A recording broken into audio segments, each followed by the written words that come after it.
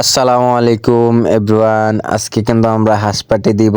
তো দেখতে পাচ্ছেন হাঁস কিন্তু কোটাকাটি করে অলরেডি কিন্তু মাখামাখি শুরু করে দিয়েছি। তো ওস্তাদকে কিন্তু দায়িত্বটা দেওয়া হয়েছে মাখামাখি। তো ওস্তাদ কিন্তু মাখামাখি শুরু করে দিয়েছে। দেখতে পাচ্ছেন সব ধরনের মশলার গুঁড়ো কিন্তু দিয়ে একসাথে সরিষার তেল দিয়ে লবণ দিয়ে তারপরে মাখানো হচ্ছে। তো এর জন্য কিন্তু আমরা প্রস্তুত ছিলাম না, হঠাৎ করেই প্রোগ্রামটা হয়ে গেল। তো যাই হোক, যেভাবে হোক হইছে।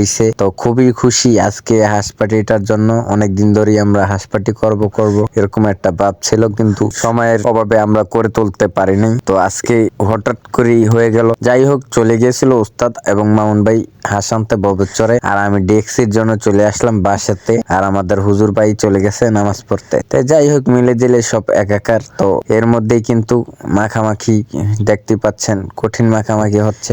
এটা কি মেনেরেন নাকি কি কয়, ওইটাই আর কি একটু মাইখা রাইখা দেওয়া হবে। তো মেখে রেখে দেওয়া হয়েছে। দেখতে পাচ্ছেন আমি পেঁয়াজ কোটাকুটি করতেছি। তো এইভাবে পেঁয়াজ কোটাকুটি করতে কিন্তু আমার খুবই ভালো লাগে, আপনারা কিন্তু জানেন। তো কুট্টা ফিটটা সব হাইরা সিরা ফাইরা ফেলাইতাছি। তো সব কইরে ফেলাইয়া তারপর সব একসাথে মাখায়া যাকে ওস্তাদ কিন্তু শুধু সরষের তেল দিচ্ছে না, সাথে কিন্তু বোতলও জারকেতাছে, দেখতে পাচ্ছেন। তো আমার কাছে কিন্তু ওস্তাদের ইন্টারেস্টিং লেগেছে এই বোতল জারকানো, মানে জারকে তেল দেবে। 2 বোতল তেল দেওয়ার পরও ওস্তাদ কিন্তু চুলায় বসা দিয়েছে। হাঁস কিন্তু একবারে হয় অবস্থা শেষ পর্যায়ে। তো ভিডিওটাকে শর্ট করে দিলাম। তো দেখতেই পাচ্ছেন হাঁসের মাংস কিন্তু হয়ে গেছে। আমরা কিন্তু 4 জন ছিলাম। তো একটু করে সবাই কিন্তু একটু করে নাড়াচাড়া দিয়ে দেখাইলাম আপনাদেরকে হাঁসের গোস্ত রান্নাটা কতটা সুন্দর হয়েছে। খুবই ভালো লেগেছে আমার কাছে খেতে। তো আপনারা কারা কারা এই শীতে এরকম হাঁসের মাংস মিস করেছেন, অবশ্যই একটি কমেন্টের মাধ্যমে জানাতে কিন্তু ভুলবেন না। দেখতে পাচ্ছেন আমরা কিন্তু রুটি অর্ডার দিয়েছিলাম, সন্ধ্যাবেলাইতে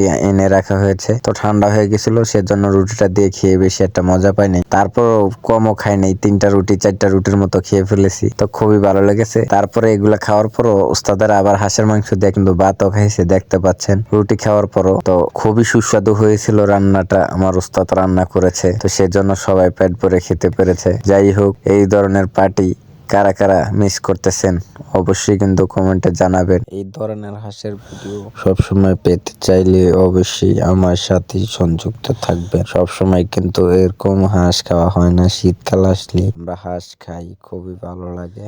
হাঁস খেতে কে কে ভালোবাসেন অবশ্যই কমেন্টের মাধ্যমে জানাবেন। সকলে ভালো থাকবেন, সুস্থ থাকবেন। আল্লাহ হাফেজ।